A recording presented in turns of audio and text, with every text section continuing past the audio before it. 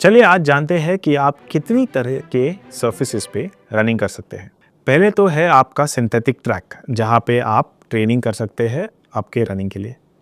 फिर आया है आपका मैदान, जहाँ पे मिट्टी का मैदान, जहाँ पे आप रन कर सकते हो। घास, जहाँ पे आप रन कर सकते हैं।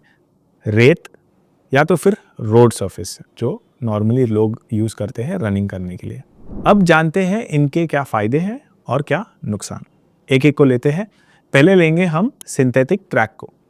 सिंथेटिक ट्रैक जो होता है वो एक 400 मीटर का ट्रैक होता है, जो एक ओवल शेप में होता है, जिस पे हम एक रबर की शीट जैसी बना देते हैं, जिसके वजह से जब आप रनिंग करते हैं उसमें आपको काफ़ी बाउंस मिलता है, मतलब आपको काफ़ी प्रोपल्शन मिलता है आगे बढ़ने के लिए। ये जो सरफेस होता है वो काफ़ी इम्पैक्ट भी, आपका जो रनिंग का जो इम्पैक्ट है उसे भी काफ़ी अब्जॉर्ब कर लेता है, जिसके वजह से आपकी रनिंग काफ़ी स्मूथ हो जाती है। इसीलिए आप देखेंगे कि जितने भी टॉप लेवल के एथलीट्स हैं वो ट्रैक पे ही ट्रेनिंग करते हैं। लेकिन अगर ट्रैक नहीं है तो आप मिट्टी के मैदानों में भी ट्रेनिंग कर सकते हैं। चलिए देखते हैं कि मिट्टी के मैदानों में अगर आपने ट्रेनिंग की तो क्या फ़ायदे हैं।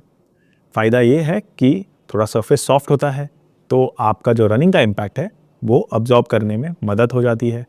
थोड़ी सी आपको फिसलन होती है, क्योंकि मड जो होता है वो काफ़ी लूज़ हो जाता है, तो जब आप रनिंग करते हैं तो उतना ग्रिप नहीं मिलता आपको। जब आप मैदानों में रन करते हैं तो फिसलने के चांसेस ज़्यादातर के तब होते हैं जब आप थोड़ा सा टर्न करते हैं। अगर आपको मैदान पे रन जब करते हो तो आपको थोड़ा स्लो डाउन करना पड़ता है जब आप टर्न लगाते हो रनिंग करते समय।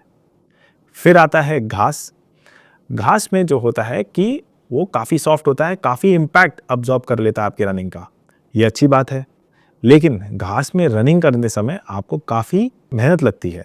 और ये क्यों लगती है? क्योंकि घास जो है वो थोड़ा सा सॉफ्ट सरफेस है, जहाँ पे आपका पैर एक बार लग गया तो काफ़ी एनर्जी लगती है वापस एक कदम आगे लेने के लिए, जिसके वजह से आपके जो लेग्स के मसल्स हैं वो काफ़ी ओवर टाइम वर्क करते हैं। अच्छी बात यह है कि वो मसल्स स्ट्रॉन्ग होते जाएंगे, तो ये अच्छी बात है। लेकिन इसमें आप स्पीड वर्कआउट थोड़ा कम हो जाएगा, क्योंकि इस पे स्पीड आपको इतनी नहीं मिलेगी। दूसरी बात है, अगर घास थोड़ी भी गीली हो उस पे आपको ग्रिप अच्छा नहीं मिलेगा, तो ये चीज़ें ध्यान रखिए। फिर आता है रेत। अगर आप रेत पे रनिंग करते हैं तो आपने जाना होगा कि जब आप पैर रखते हैं रेत पे तो थोड़ी सी धंस जाती है। इसके वजह से आपको दौड़ लगाने के लिए काफ़ी मेहनत करनी पड़ती है। अगेन अगर आप देखेंगे तो घास की तरह ही यहाँ पे भी अगर आप स्लो और स्टडी पेस पे अगर आप रन कर रहे हैं तो आपके जो मसल्स है उसमें काफ़ी मजबूती आ सकती है अगर आपने ये तरीका अपनाया। लेकिन अगर थोड़ी सी भी ढलान हो या चढ़ान हो जब आप रेत पे रनिंग कर रहे हैं तो वो काफ़ी आपको स्ट्रेस कर सकता है, जैसे कि आपका जो आकली टेंडन है और काफ है वो काफ़ी टाइट हो सकता है इसके वजह से, जिसके वजह से इंजरीज हो सकती है। अभी जैसे मैंने बताया कि रेत जो है उसमें आपके पैर धंस जाते हैं, तो उसमें आपके एंकल के मुड़ने के चांसेस भी काफ़ी बढ़ जाते हैं। तो ये सब चीज़ों को ध्यान रखना चाहिए जब आप रेत पे रनिंग कर रहे हैं। और लास्ट देखेंगे कि रोड पे अगर आप रन करते हैं तो क्या फ़ायदे और क्या नुकसान है। रोड का जो सरफेस होता है वो काफ़ी स्मूथ होता है और आपको रनिंग करने के लिए काफ़ी ग्रिप भी मिल जाती है। तो अगर आपको एक ही गति पे रनिंग करनी है तो रोड की जो सरफेस है वो काफ़ी अच्छी होती है आपको रनिंग करने के लिए, आपको रनिंग करने में बहुत सहायता भी मिल जाती है। लेकिन रोड जो होता है वो काफ़ी हार्ड होता है और हाई इम्पैक्ट होता है।